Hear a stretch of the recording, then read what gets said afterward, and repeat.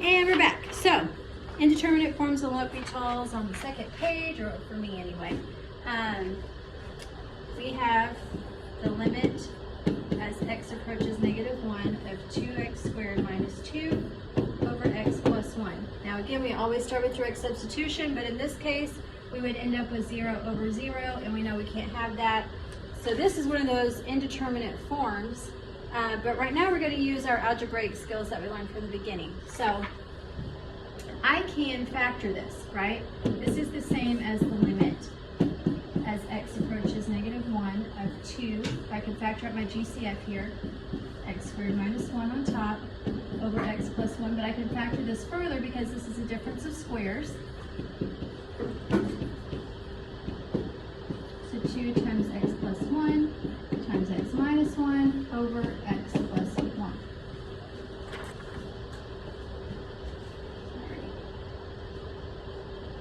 There we go.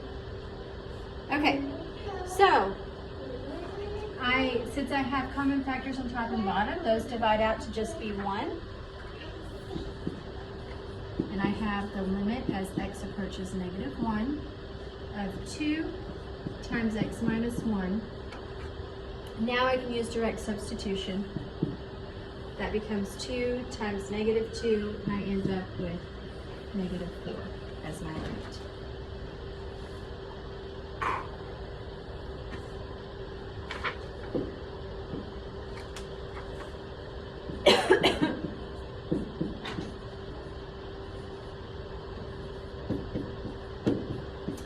Now, direct substitution would end up looking like infinity over infinity. We know again that is indeterminate, so we can't just leave it at that.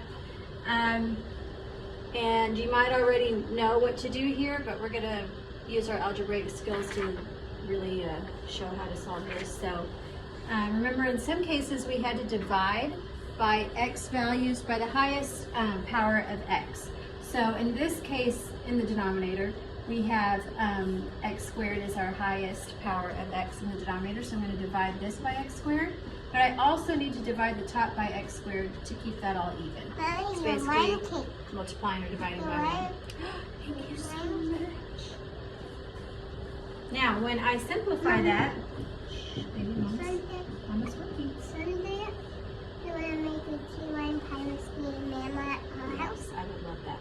Now remember, if I have a common denominator, I could break these fractions up. So in this case, my common denominator in both of these is x squared, so I'm just going to simplify each piece.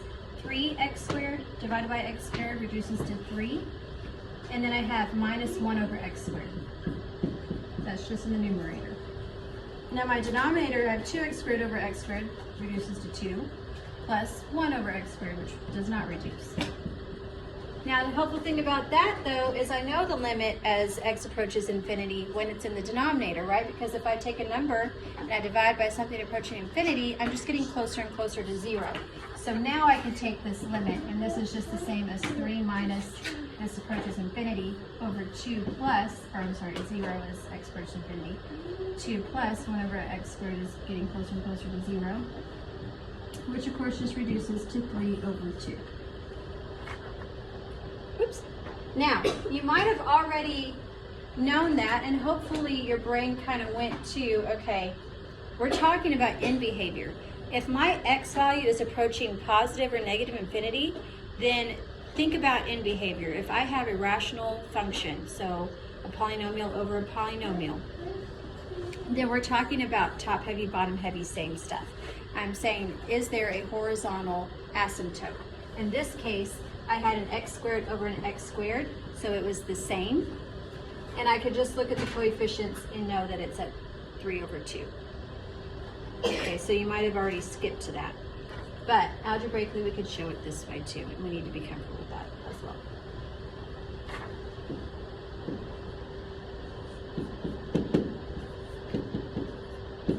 But basically, if we're talking about approaching infinity, right?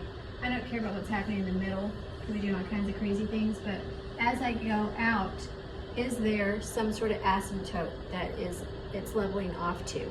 If not, then it diverges, and it might go up to infinity or down to negative infinity or whatever. But if there is a horizontal asymptote there, then it's going to start approaching that center point and leveling off. So that's in behavior stuff. All right, next example, the limit as x approaches 7.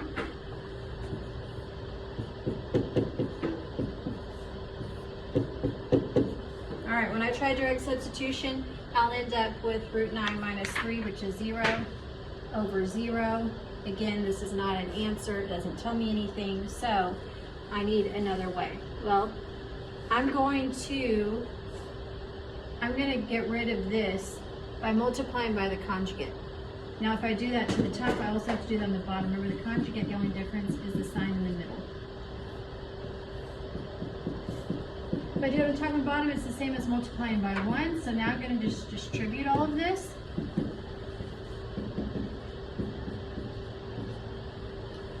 Root x plus 2 times root x plus 2 just gives me x plus 2.